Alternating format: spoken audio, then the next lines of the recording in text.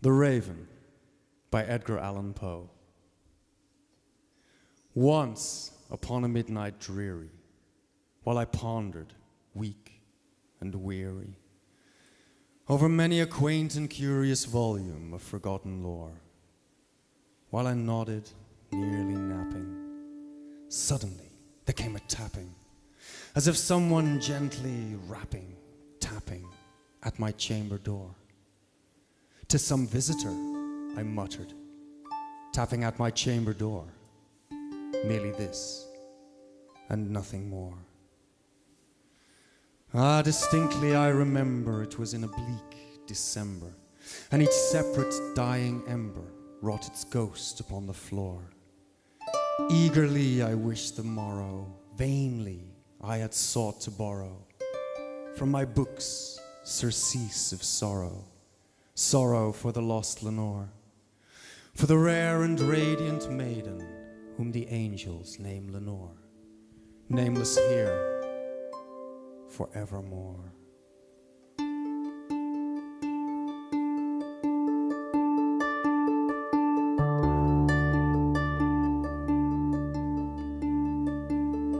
And the silken, sad, uncertain rustling of each purple curtain thrilled me, filled me with fantastic terrors never felt before.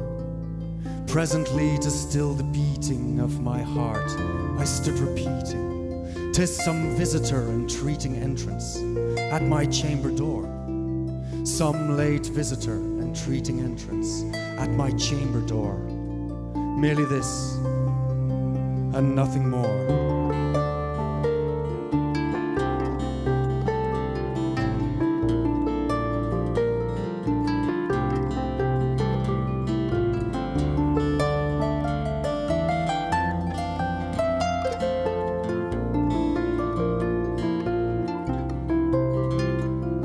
Into the darkness peering, long I stood there wandering, fearing, doubting, dreaming dreams no mortal ever dared to dream before. But the silence was unbroken, and the stillness gave no token, and the only word there spoken was the whispered word Lenore. This I whispered, and an echo murmured back the word Lenore. Merely this, and nothing more. Back into the chamber turning, all my soul within me burning. Soon again I heard a tapping, somewhat louder than before. "Surely," said I, "surely that is someone at my window lattice. Let me see then what thereat is, and this mystery explore. Let my heart be still a moment, and this mystery explore. 'Tis the wind, and nothing more." Open wide I flung the shutter, when with many a flirt and flutter in there stepped a stately raven of the saintly days of yore. Not the least obeisance made he, not a minute stopped or stayed, but with mien of lord or lady perched upon my chamber door, perched upon a bust of Eris just above my chamber door, perched and sat, and nothing more.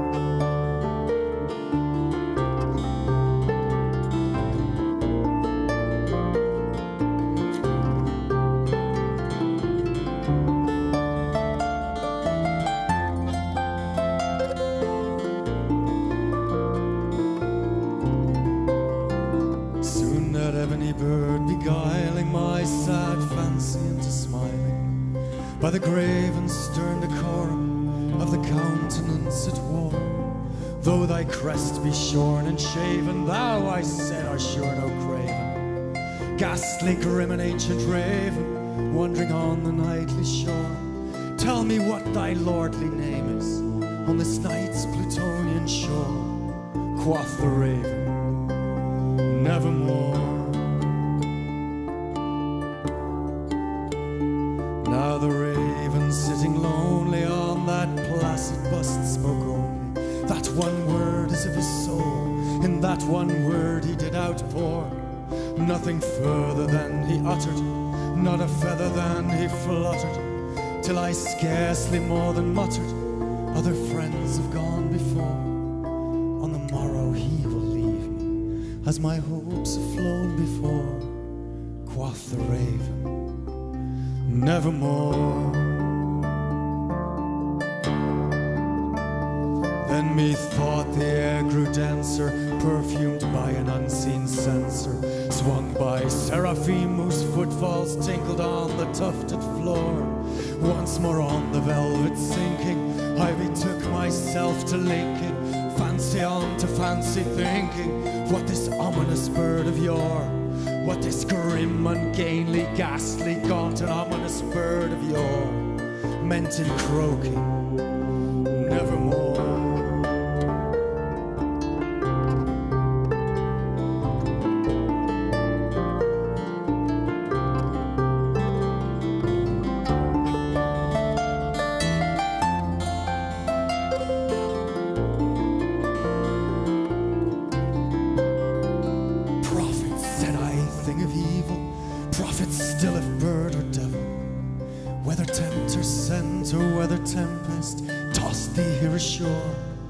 Desolate yet all undaunted on this desert isle enchanted, on this home by horror haunted, tell me truly I implore, is there balm in Gilead? Tell me I implore. Quoth the raven, nevermore. Prophet, said I, thing of evil, prophet still if bird or devil, by that heaven stretched above us, by that God we both adore, tell this soul with sorrow laden, if within the distant Aidenn it shall clasp a sainted maiden, whom the angels name Lenore, clasp her air in radiant maiden, whom the angels name Lenore. Quoth the raven, nevermore. Be that word or sign in parting, bird or fiend or shrieked of starting, get thee back into the tempest and the night's Plutonian shore. Leave no black plume as a token of that lie thy soul hath spoken. Leave my loneliness unbroken, quit the bust above my door. Take thy beak from out my heart and take thy form from off my door. Quoth the raven, nevermore.